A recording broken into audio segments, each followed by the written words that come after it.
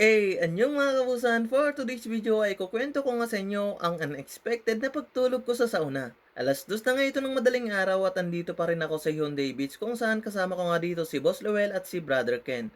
Dahil nga mag-overnight sila dito at may balak silang maligo sa Hyundai Beach kinaumagahan at saka madaling araw na din at medyo may kalayuan nga din dito mula sa amin kung magtataksi pa nga ako. Dito nga kami una pumunta sa Benekia Hotel Hyundai kung saan meron nga kaming nakitang sauna. Pagpasok nga namin dito sa may frontes ay mapapao ka na nga lang din talaga sa ganda nito. Dahil madaling araw na at wala na nga ding tao dito kaya umalis na nga din kami at naghanap ng ibang merong sauna. Nag-search nga dito si Boss Lowell ng sauna na malapit dito pero sa next station na ang meron. Kaya naglakad at nagabang lang kami dito ng taxi, nasa 10 minuto din ang layo sa napuntahan nga namin. Umakyat na nga din kami sa taas at mabuti na nga lang at bukas pa nga din ito. Ang binayaran nga namin dito ay 15,000 won or nasa pesos ay around 600 pesos nga din ito. Mas makakamura ka nga din talaga lalo na't kung ikaw ay traveler instead na mag-hotel ka pa. Pero kung meron ka namang budget, syempre mas okay pa rin na sa hotel. Comfortable ka pa at makakatulog ka ng maayos. Pagkabayad nga namin, binigyan nga kami dito ng tig-isang susi para sa aming locker para sa aming gamit. Tapos binigyan nga din kami dito ng pamalit na pantulog. Ang unang bubungad nga dito ay yung locker ng mga sapatos at ang sunod naman dito ay yung namtang or yung men's room. Hindi na nga din ako nag-video dito mga kabusan kasi bawal na at merong mga naka-TY in short, nakahubad at dito na nga din ang bisisan. Nagpalit lang kami dito saka naman kami pumunta sa may tulugan. Dito ay halo-halo na kung saan available na space pwede kang maglatag. Kuha lang ng pom at unan mga kabusan. Katulad na nga lang dito mga kabusan sa mga naabutan namin, kanya-kanyang pwesto ng uluhan. Dahil hindi nga kami kasya na magkakadabing matulog, kaya nagkanya-kanya na nga din kami dahil wala na nga ang space. Good morning mga kabusan, alas 8 na nga din ito ng umaga. Hindi nga ako masyado nakatulog kasi merong mga tunog na malapabor, hihina tapos lalakas tapos may mga nagngangat-ngat pa.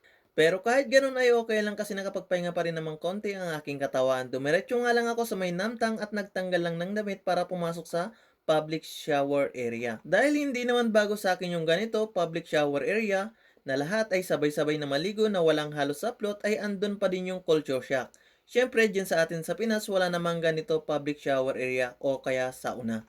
Siyempre, pagpasok natin nakahubad lahat o kaya TY-TY, makikita lahat. Kaya kapag maliligo ka nga at papasok sa shower area, wag na wag mong tatakpan ang junjun mo. Naksan.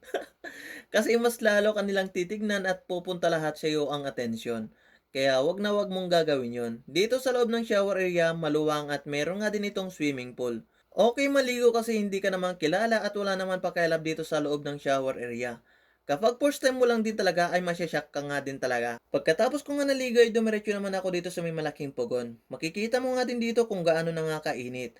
Katulad na nga din ito, 60 to 79 degrees Celsius, napakainit. Sobra talaga mga kabusan, mabilis nga din akong napagpawisan dito. Dahil mag-isa nga lang din ako dito sa loob ng pugon kaya kung ano-ano na nga lang din ang pinaggagawa ko dito. Mapaupo, mapatayo, mapahiga, kahit gumulong-gulong ka nga ay okay lang kasi malinis naman dito yung sahig. Ilang minuto pa nga lang ako dito sa loob pero tagaktak na ang pawis ko. At nung umupo nga ako dito, pagsandal ko, naumpog nga ako dahil sa katangian ko. Ilalagay ko nga lang din sana yung bimpo dito sa uluhan ko, parang sa K-drama pero hindi ko nga pala alam. Kaya pinagpapunas ko na lang ng pawis ko at hinayaan ko ng mga kabusan. At nung mag-alas 9 na, nag-message na nga din dito si Boss Ruel kaya lumabas na nga din ako. Grabe, ang dami kong pawis at tagaktak talaga. Ang sarap sa feeling na kasi gumaan yung pakiramdam ko at pinagpawisan talaga ako. Pagkatapos nga namin dito nagpalit at nagsapatos, dumiretso naman kami sa Hyundai Beach pero bago yan, kakain nga lang muna kami at nilakad nga lang namin ito hanggang doon.